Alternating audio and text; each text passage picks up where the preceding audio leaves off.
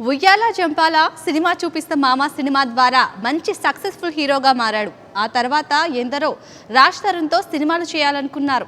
కానీ కథ కీలకమంటూ భీష్మించుకున్నాడు. అది చాలా వరకు కరెక్టే. కానీ ఏదో పాయింట్ దగ్గర సినిమాలు సెట్ చేసుకోవాలి. పెద్ద బ్యానర్ల నుంచి ఆఫర్లు వచ్చినప్పుడు సద్వినియోగం చేసుకోవాలి. కానీ రాజ్ తరుణ్ బ్యానర్లను అస్సలు పట్టించుకోలేదు. నచ్చిన వాటినే చేసుకుంటున్నాడు. అలా అని రాజ్ తరుణ్కు సినిమాలు లేకపోలేదు.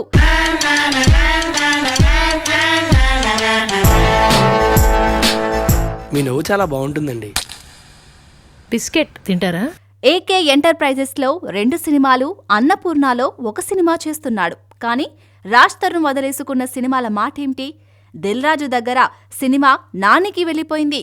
గీతా సినిమా విజయ్ దేవరకొండకు వెళ్ళిపోయింది.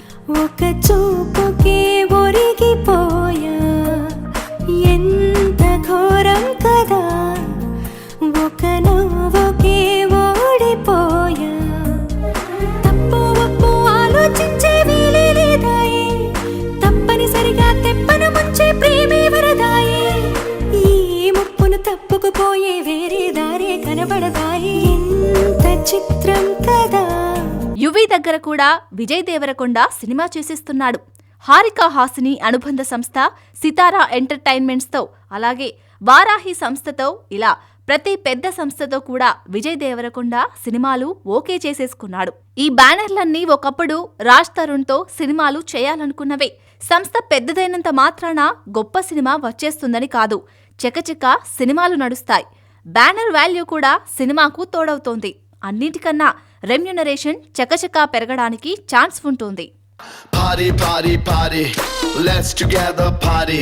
Cutie, cutie, cutie, baby, let's together party. Naughty, naughty, naughty, mevanta chala naughty. Come on baby, let's get dirty.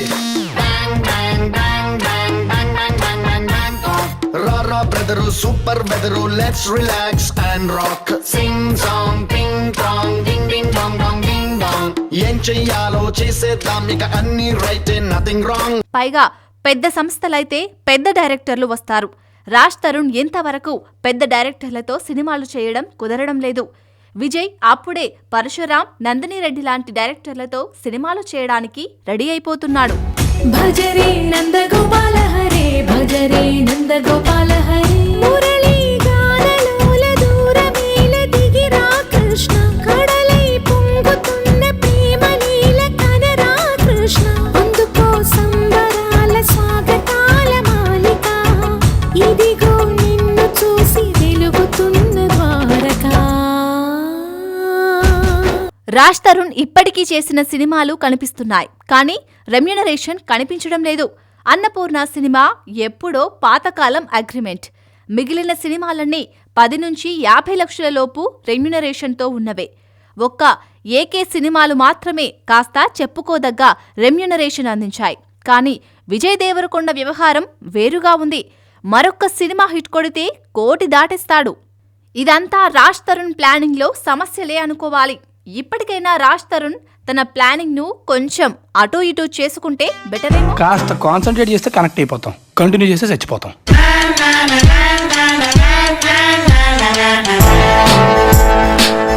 మీ నవ్వు చాలా బాగుంటుందండి. బిస్కెట్ తింటారా?